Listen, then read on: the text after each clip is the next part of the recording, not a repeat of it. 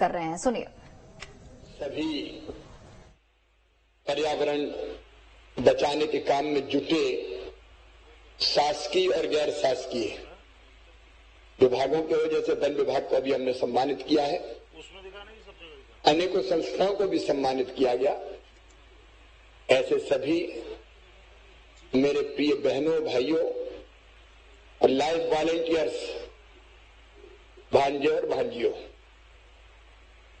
अभी वो वीडियो देख रहा था तब मैंने दीदी से कहा मेरा भाषण तो हो गया, लंबा बोलने की जरूरत नहीं है। देखिए, भारतीय संस्कृति अद्भुत है। जिन खतरों की आज विश्व चर्चा कर रहा है, उन खतरों की तरफ पहले से ही ध्यान हमारे संतों का, ऋषियों का गया और हमें कहा गया कि एक ही चेतना सब में है। मनुष्य मात्र में एक चेतना, इसलिए कहते हैं सिया राम में सब जग जानी। लेकिन वो चेतना केवल मनुष्यों में नहीं, हमारी संस्कृति में कहा गया कि प्राणियों में भी वही चेतना है। और इसलिए आपने देखा होगा, गौ माता की पूजा करो, 33 करोड़ देवताओं का वास है। हमारे 10 अवतारों में से 3 अवतार तो पशु के रूप में हुए हैं, चौथा नरसिंह अवतार आधे मनुष्य के रूप में, आधे पशु के रूप में। उनकी भी हमने पूजा की। और केवल इतने ही नहीं, हमारे देवताओं के जितने वाहन हैं, वर्णन करने की आवश्यकता नहीं है। दुर्गा मैया सिंह की सवारी करती है तो भगवान शिव नंदी पे विराजित होते हैं। गणेश जी का वाहन मूषक है तो कार्तिकेय मोर की सवारी करते हैं। देखिए, इसके पीछे अर्थ है। अर्थ यह कि इनमें भी वही चेतना है। हम वृक्षों की पूजा करते हैं। आज दुनिया प्लांटेशन की बात कर रही है। हमारे कृष्ण कन्हैया ने तो वर्षों पहले कहा गोवर्धन पूजो। ये संदेश क्या था? पेड़ बचाने का, पर्वत बचाने का। नदियां हमारे लिए जलवाहिकाएं नहीं है, माताएं हैं। गंगा, सिंधु, कावेरी, यमुना, च सरस्वती, रेवा महानदी, गोदा, ब्रह्मपुत्र, पुनात्मान। तो नदियों को मां मान के पूजो, उनको भी स्वच्छ रखना है। ये बात मैं इसलिए बता रहा हूं कि भारत ने हजारों साल पहले इन विषयों पर विचार किया और पर्यावरण के महत्व को समझा। इसलिए एक चीज और भारत ने कही, प्रकृति का शोषण मत करो, प्रकृति का दोहन करो। मैं मेरे मित्रों, शोषण और दोहन का अंतर आपको समझाना चाहता हूं। आम के पेड़ में अगर फल लगते हैं और फल पक गया तो खा लो, इसको कहते हैं दोहन। लेकिन अगर कोई कुल्हाड़ी से आम के पेड़ काट दे तो उसको कहते हैं शोषण। प्रकृति से उतना ले लो जिसकी भरपाई प्रकृति अपने आप कर दे, इसमें बुराई नहीं है। लेकिन भौतिक प्रगति की अंधी चाह ने मनुष्य तुम्हें अंधा बना दिया। धरती का सीना चीरो, निकालो खनिज, निकालो पानी, लगाओ फैक्ट्रियां, करो कार्बन गैसों का उत्सर्जन और ऐसा बना दो धरती को कि सांस लेना मुश्किल हो जाए। काट दो पेड़, एक तरफ से पिले, जंगल के जंगल साफ कर दिए। ये पाप किया है। हम सब भागीदार हैं और ये कई संकटों का हम आज सामना कर रहे हैं। अब बताओ, इस साल बारिश ही बंद नहीं हुई। अप्रैल, मई, जून पानी गिर रहा है। ये हमने ऐसे दृश्य कभी देखे? हम हमने पूरे प्राकृतिक संतुलन को समाप्त कर दिया। क्लाइमेट चेंज, ग्लोबल वार्मिंग, अब लोग कह रहे हैं दुनिया वाले बचाओ बचाओ, विश्व पर्यावरण दिवस। अरे भारत में तो रोज पर्यावरण दिवस होता था, तुलसी मैया को पानी देना और शाम को दीपक जलाना। ये तो भारत की माताएं बहनें हजारों साल पहले से करती चली आई, हजारों साल पहले। ये संदेश ही तो था कि ये नहीं है तो तुम भी नहीं हो। ऑक्सीजन जीने के लिए चाहिए तो पेड़ ही तो देंगे। लेकिन हमने महाविनाश किया और उसी का परिणाम दुनिया भुगत रही है। ग्लेशियर पिघल रहे हैं, समुद्रों का जल स्तर बढ़ रहा है। कहते हैं 2050 में धरती की सतह का तापमान 2 डिग्री सेंटीग्रेड बढ़ जाएगा। आप कल्पना कर सकते हैं तब क्या होगा। लेकिन क्या आज भी हम नहीं चेतेंगे? क्या आज भी हम नहीं जगेंगे? आज विश्व पर्यावरण दिवस पर मैं चेताते हुए कह रहा हूं कि आज भी अगर हम नहीं जगे, ये धरती आने वाली पीढ़ियों को रहने के लायक बचेगी ही नहीं। हमने कितना अन्याय किया है।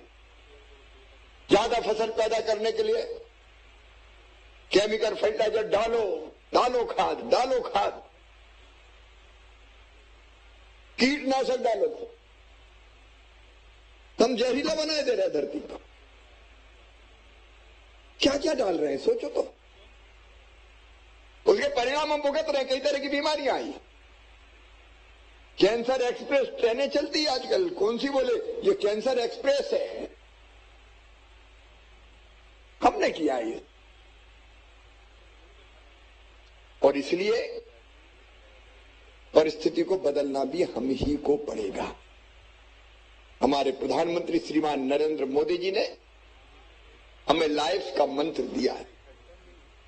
मुझे खुशी है आज हमारे कई वॉलेंटियर्स बैठे हैं जो अपने आप आगे आए हैं कि हम धरती को बचाने का काम करेंगे। मैं उनका स्वागत करता हूं, अभिनंदन करता हूं। प्रदेश भर में जितने लाइफ वॉलेंटियर्स हैं कितने बने? 5000। और ज्यादा लोगों की जरूरत है। और मैं तकनीकी चीजों में नहीं जाऊंगा। क्या 5 चीजें हम कर सकते हैं? नंबर 1, पेड़ लगाएं। और मैं कह रहा हूं तो मैं कहने का अधिकारी हूं, इसलिए कि मैं रोज 3 पेड़ लगाता हूं। केवल भाषण से काम नहीं चलेगा, आचरण करना पड़ेगा। मेरा आह्वान है पूरे मध्य प्रदेश को, रोज मत लगाओ, जन्मदिन के दिन तो लगा दो भाई। इससे अच्छा बर्थडे क्या हो सकता है? जो विवाहित है उनसे मैं कहता हूं कि मैरिज एनिवर्सरी, शादी की वर्षगांठ, दोनों मिलकर पेड़ लगा दो, प्रेम और बढ़ जाएगा।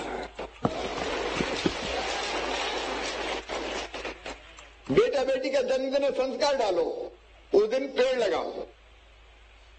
और माता जी पिताजी की पुण्य स्मृति इससे बेहतर क्या हो सकती कि उस दिन एक पेड़ रोप दो, एक पेड़ लगा दो। सहज इसको जीवन शैली का अगर हम अंग बना ले तो 9 करोड़ हो गए मध्य प्रदेश वासी। सहज ही 9 करोड़ पेड़ तो हर साल वैसे ही लग जाएंगे। छोटा छोटा परिवर्तन कर ले अपन अपनी जिंदगी में। देखो केवल भाषणों से काम नहीं। दूसरी चीज, मैं बिजली की बात करूं, कितनी जरूरत है और कितनी जलाते हैं। आप तो जागरूक हैं। थर्मल पावर प्लांट कितना प्रदूषण फैलाते हैं बताने की आवश्यकता नहीं है। मैंने आदत डाली है इसलिए मैं आपसे कह रहा हूं। मैं जब नहाता हूं मैं दिन में कभी भी बाथरूम का स्विच ऑन करते नहीं हूं।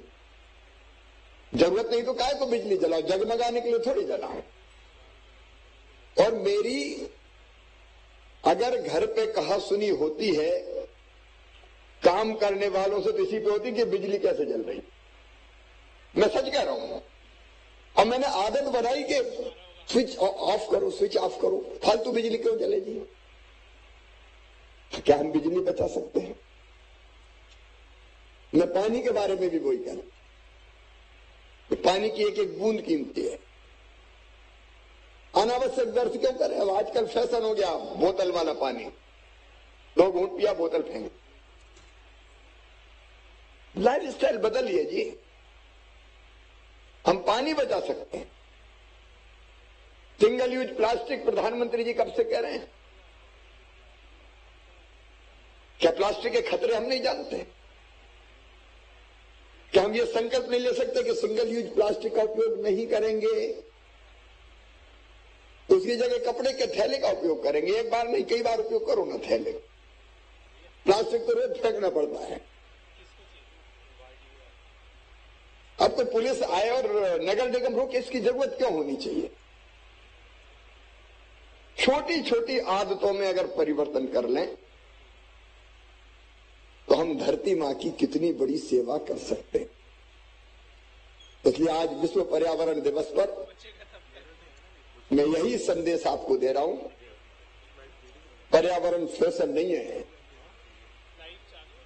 कि हम कर्मकांड कर लें और सोचें कि बच गया। हम अपने जीवन में बदलाव लाएंगे, लाइफ स्टाइल में परिवर्तन करेंगे तो पर्यावरण बचेगा, धरती बचेगी और आने वाली पीढ़ियां भी इस धरती पर रह पाएंगी। बचाना है धरती। अच्छा, जब मैं पेड़ के बारे में सोचता हूं, कभी सोचिए, देखो एक बड़े पेड़ पर कितनी जिंदगियां पलती, कभी देखा आपने? पक्षियों की चहचहाट वही होती जहां पेड़ होते हैं, वो उनका घर होता है। केवल पक्षी नहीं, ध्यान से देखना जरा, नीम के पेड़ को, बड़ के पेड़ को, पीपल के पेड़ को, एक पेड़ पे लाखों जीव जंतु रहते हैं। वो पेड़ ही उनका भोजन होता है, वो ही उनका घर रहता है। और ऑक्सीजन देते हैं वो तो हम सब जानते हैं। अरे भैया, इतनी ऑक्सीजन का तो इंतजाम कर लो, इतने पेड़ तो लगा दो जितना तुम्हारी सांस के लिए जरूरी हो, कम से कम दूसरों के लिए मत लगाओ, अपने लिए लगा दो, इतना तो कर लो। और इतना करेंगे तो हम धरती की बड़ी सेवा करेंगे। लाइफ वॉलंटियर्स का मैं फिर स्वागत करता हूं, हम जागरूक हो, और नहीं तो हम कहीं के नहीं रहेंगे। धरती को मां हमने इसलिए कहा है, ये रत्न गर्भा अन्नपूर्णा वसुंधरा सुरक्षित रहे, ये उसके लिए नहीं है, हमारे लिए जरूरी है। बहुत बहुत धन्यवाद। बहुत बहुत धन्यवाद माननीय मुख्यमंत्री जी आपके मार्गदर्शन के लिए। और निवेदन करना चाहूंगी श्री चंद्र मोहन ठाकुर जी, सदस्य सचिव मध्य प्रदेश प्रदूषण